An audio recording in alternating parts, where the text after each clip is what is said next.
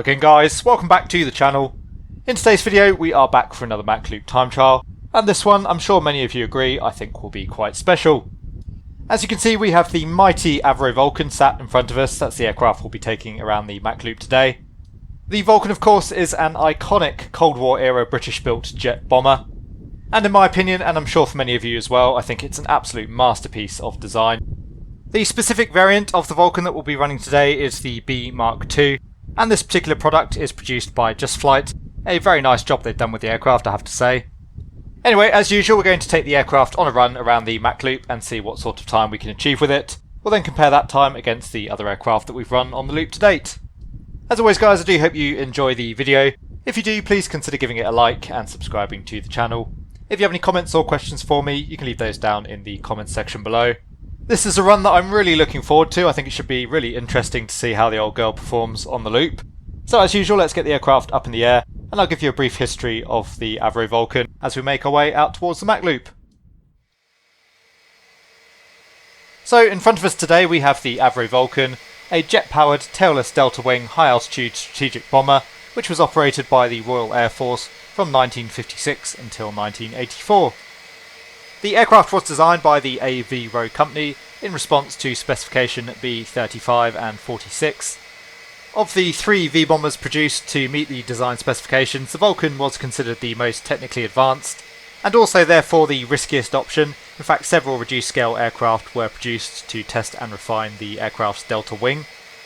The Vulcan formed part of the United Kingdom's V-Force and was the backbone of the UK's airborne nuclear deterrent during the Cold War. Although the Vulcan was typically armed with nuclear weapons, it was also capable of carrying out conventional bombing missions, perhaps most notably Operation Black Buck during the Falklands War. The aircraft had no defensive weaponry, initially relying on its high speed and altitude to evade interception. Of course, with the advancements in missile technology, the Vulcan did ultimately become vulnerable to ground defences, and so a change to low-level tactics was made during the 1960s, as well as the aircraft being fitted with electronic countermeasures.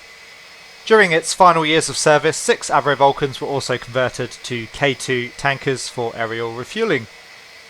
After retirement by the Royal Air Force, one example of the Vulcan, X-Ray Hotel 558, named the Spirit of Great Britain, was restored for use in display flights and air shows. It's an aircraft that I saw a couple of times myself at various air shows in the United Kingdom. Unfortunately though, the last flight took place in October 2015, and this particular aircraft is the one that you see in front of you today. The repaint actually comes from a channel viewer, so thank you very much to Scarecrow 108 Productions for the livery.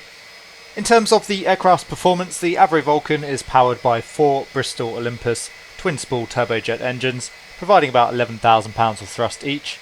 This gives the aircraft a maximum speed of 561 knots at altitude, a maximum Mach number of 0.96. The aircraft has a range of around 2,300 nautical miles and a service ceiling of 55,000 feet. I think today's run should be a really interesting one. Obviously the Vulcan's quite capable in the speed department, but it is a pretty sizable beast as you can see, so I'm quite intrigued to see how it performs in terms of manoeuvrability. Anyway, of course there's only one way to find out, so let's head for the cockpit of the Avro Vulcan and begin our run around the Mach Loop. So welcome back to the Mach Loop and welcome to the cockpit of the Avro Vulcan.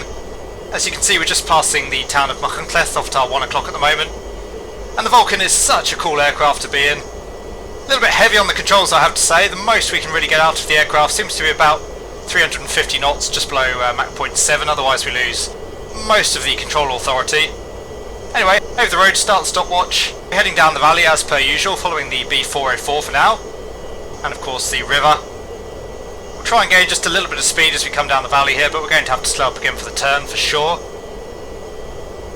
Keep a good eye on our airspeed. As I said, about 350 knots is really the maximum we want to be doing in the turn, otherwise I find we lose pretty much all control authority, which of course is not a good thing. So I think this run's going to be a bit more of an aesthetic one than a speed one in some senses, although of course we're going to try and get the best speed that we can out of the aircraft. There's the B404 bridge just passing below us. We've got the town of Glantwimmen off at 1 o'clock. And just following the river around.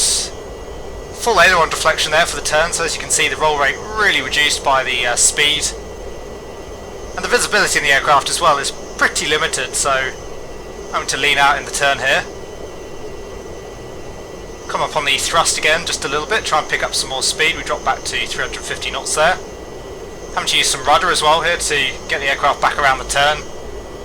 And those Olympus engines are really slow to respond as well.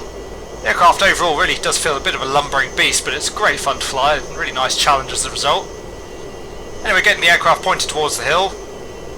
Give ourselves plenty of room here for the turn. And I think we'll come off the thrust again here just to be on the safe side, lose some airspeed. Help get back some aileron authority. So banking the aircraft. Just coming up on the town of Dinas Malthui. We pulled about 3 Gs max so far in the run. Continuing to follow the A470. Speed's back at 300 knots now. Don't really want to go any faster than that though, otherwise I think we're really going to struggle to get the aircraft back around for the turn through Bush exit. So we'll just keep a really good eye on our indicated airspeed there. And we'll try and preempt the turn a little bit here, so we'll start the bank back around to the right. The aircraft definitely feeling much more responsive at these sorts of speeds.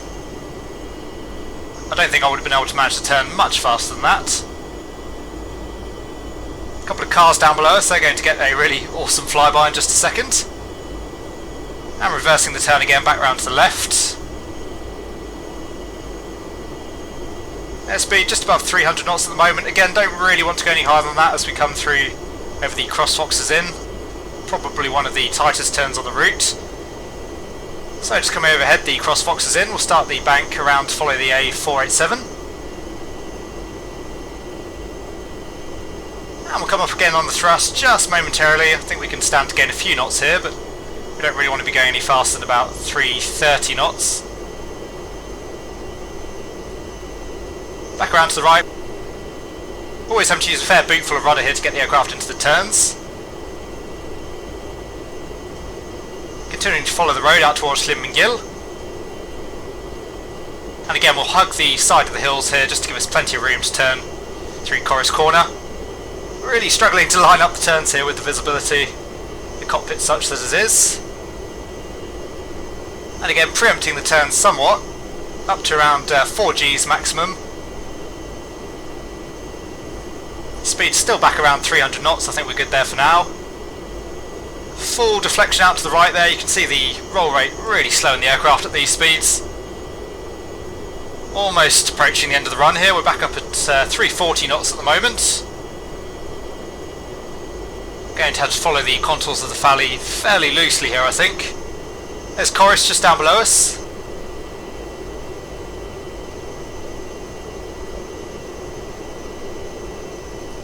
And level the wings off, point the aircraft towards the valley exit. We'll try and pick up a little bit of speed again, but we're still going to have to make our turn back over towards Machloop, so a little bit limited on what we can carry down the hill.